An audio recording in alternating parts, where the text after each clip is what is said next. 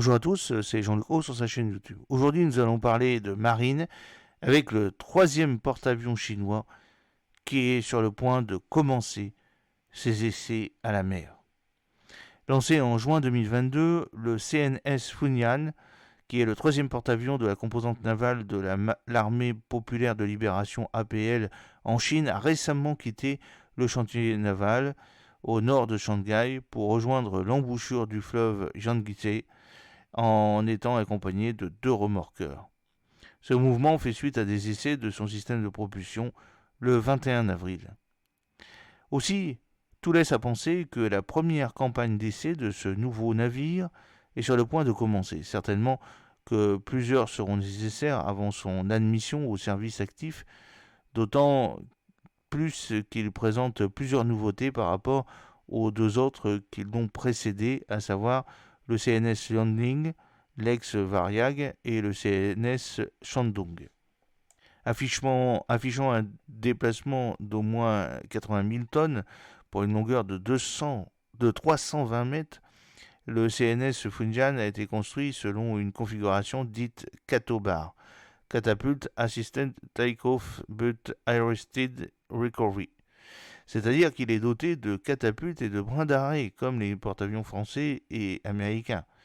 Pour l'aéronavale chinoise, ce changement est de taille, puisque le pont d'envol des CNS Liaoning et CNS Shandong est muni d'un tremplin au lieu et place des catapultes. La configuration CATOBAR permet plus de flexibilité et de souplesse pour les opérations aériennes. Le CNS Funyan pourra ainsi mettre en œuvre l'avion de guet aérien KJ-600 ainsi que les chasseurs bombardiers J-35 dérivés du FC-31 J-Falcon. Des maquettes de ces 2 types d'aéronefs ont d'ailleurs été récemment photographiées sur le pont du navire. Vous avez des petites photos. En outre, comme les porte-avions américains de la classe Gerald Ford, le CNS Funyan est doté d'au moins 3 catapultes électromagnétiques EMALS, comme le confirmaient les images des récents tests dont elles ont fait l'objet. Par rapport aux catapultes à vapeur, un tel dispositif présente plusieurs avantages, dont des contraintes mécaniques moindres sur les aéronefs, une maintenance plus facile et une fréquence plus élevée des lancements. Vous avez accès à une petite vidéo dans les commentaires.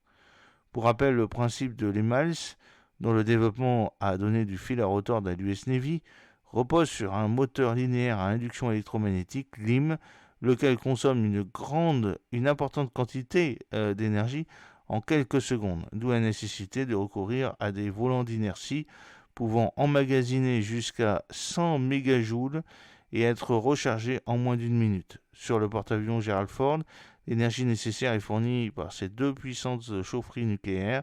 Or, le CNS Funyan dispose d'une propulsion classique. Premier porte-avions de construction entièrement chinoise, le CNS Shandong avait démarré ses essais à la mer en 2018, mais ceux-ci donnèrent lieu à des ajustements et son admission au service actif fut officialisée en décembre 2019 avec quelques mois de retard et 32 mois après son lancement. Ainsi, l'objectif d'engager le CNS Funyan en opération en 2025 paraît bien ambitieux.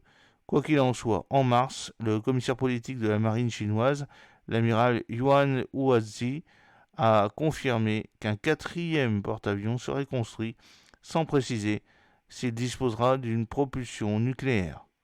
J'espère que cette petite vidéo vous a plu. N'oubliez pas de cliquer sur le pouce pour la promouvoir, de vous abonner si ce n'est pas encore fait, et de partager cette vidéo sur vos réseaux sociaux. A très bientôt, fidèlement, Jean-Luc Haut.